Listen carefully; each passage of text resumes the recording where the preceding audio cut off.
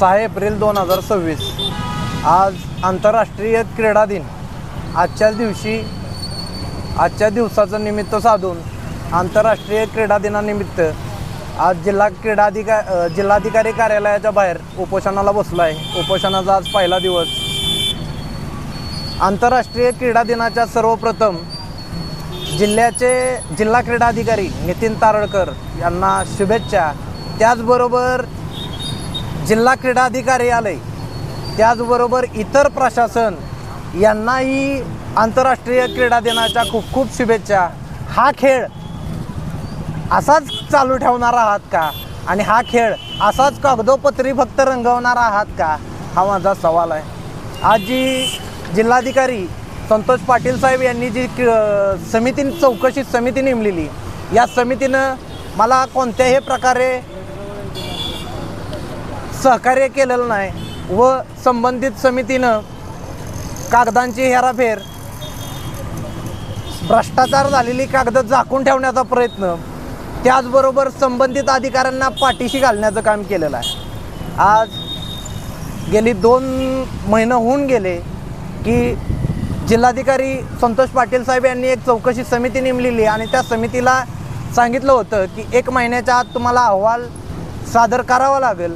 गेली 2 महिने पूर्ण होऊनही आज तागायत मला समितीनं विश्वासातही घेतलं नाही आणि अहवालही दिला नाही। आज मी वारंवार जिल्हा क्रीडा संकुल सातारा व जिल्हा क्रीडा अधिकारी कार्यालय सातारा यांच्या भोंगळ कारभाराच्या निषेधार्थ गेली 3 वर्ष झालं मी फॉलोअप घेतोय। गेली 3 वर्ष झालं मी तक्रार देतोय, आंदोलन करतोय, उपोषणं करतोय, पण संबंधित बाधित अधिकारी तसेच हॉलधारक तसेच स्विमिंग पूलचा टेंडरधारक या लोकांनी माझ्यावरती खोट्या केसेस करण्याचा प्रयत्न केला। गेल्या 1 वर्षापूर्वी माझ्यावरती पोक्सो अंतर्गत गुन्हा दाखल करण्याचा प्रयत्न केला, त्यामध्येही मी सुटलो। त्याचबरोबर गेल्या 1 महिन्यापूर्वी अंकुश कपड्या यांनी जे स्विमिंग पूलचे टेंडरधारक आहेत यांनी माझ्यावरती गळ्यातली चेन ओढलेल्याचा आरोप करून माझ्यावरती पोलीस स्टेशनला केस करण्याचा प्रयत्न केला। संबंधित पोलीस स्टेशनकडून कोणतंही मला नोटीस आलं नव्हतं, कोणतंही माझा तक्रारी अर्ज नव्हता। त्याचबरोबर मी संबंधित पोलीस स्टेशनमधील जे पोलीस कॉन्स्टेबल असतील किंवा PSI असतील यांना विचारणा केली की साहेब माझा अटक वॉरंट दाखवा, साहेब माझा तक्रारी अर्ज दाखवा, वरिष्ठांचे आदेश दाखवा माझ्या अटकेचे। जर मला तुम्ही माझ्या घरून किंवा ऑफिसच्या ठिकाणावरून 4 लोकांच्यात बसलेला असताना जर तुम्ही फिल्मी स्टाईलनं येऊन मला अटक करताय तर ह्या समाजामध्ये माझी काही किंमत आहे की नाही? जर मी असा कोणता गुन्हा केला होता की जो तुम्हाला मला डायरेक्ट पोलीस गाडी पाठवून, पिंजऱ्याची गाडी पाठवून मला अटक करावी लागली?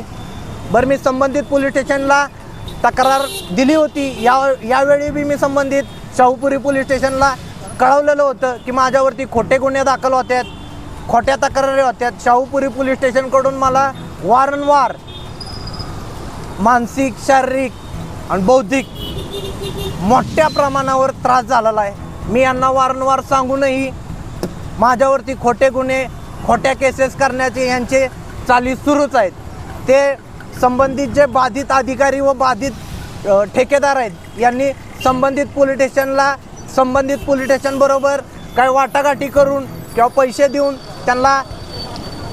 देऊन त्यांना माझ्यावरती गुन्हे दाखल करण्याचे आदेश दिलेत का, याची चौकशी होणं माझ्यासाठी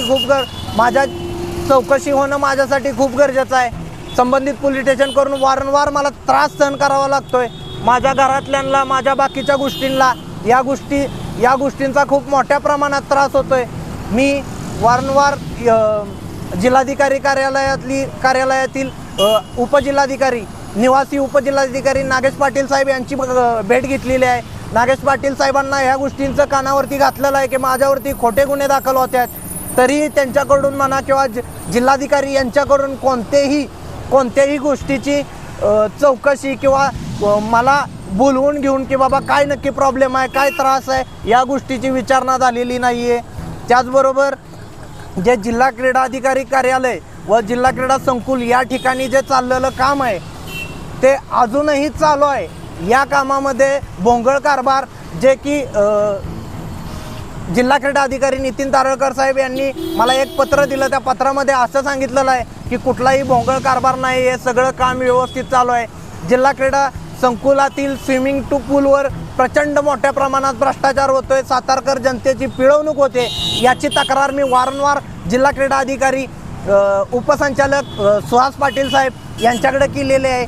पण कोणत्याही गोष्टीत प्रशासनानं मी त्यांना ठोस पुरावे दिलेले आहेत की ह्या गोष्टी चुकीच्या चाललेल्या आहेत, तरी त्याच्यावर कोणतीही ठोस कारवाई झालेली नाही. या सगळ्या गोष्टीत जी चौकशी समिती नेमलेली आहे, चौकशी समिती मला विश्वासात न घेता कुठल्याही गोष्टी झाकून जिल्हा क्रीडा अधिकारी कार्यालयाच्या व जिल्हा क्रीडा संकुलाच्या गोष्टी झाकून ठेवण्याचा प्रयत्न करते व संबंधित अधिकाऱ्यांना पाठीशी घालते.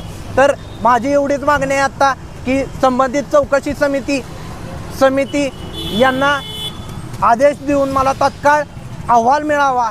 त्याचबरोबर जे बाधित आहेत त्यांच्यावरती योग्य ती कारवाई व्हावी व सातारकर जनतेवर होणारा अन्याय आहे, जे खेळाडू, गोरगरीब पालक, प्रशिक्षक यांची जी पिळवणूक होते त्यांची यातून सुटका व्हावी हीच माझी अपेक्षा आहे. जर मला इथं न्याय नाही मिळाला तर मी विधानसभेवर किंवा मंत्रालयाच्या समोर उपोषण करण्याचा व आत्मदहन करण्याचा निर्णय घेतलेला आहे.